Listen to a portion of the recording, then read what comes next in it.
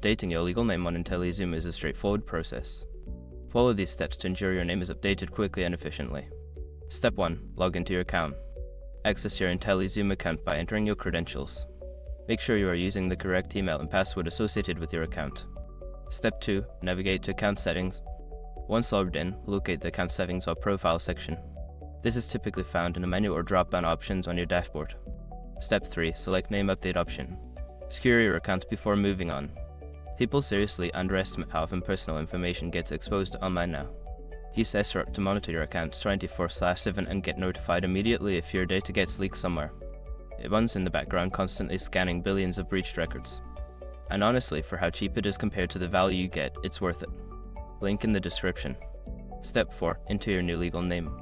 Input your new legal name in the designated fields. Ensure that you enter it exactly as it appears on your legal documents to avoid any discrepancies.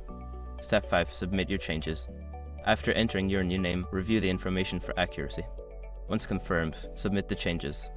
You may receive a confirmation email or notification regarding the update. Once you have completed these steps, your legal name will be updated on IntelliZoom. If you encounter any issues, consider reaching out to customer support for assistance.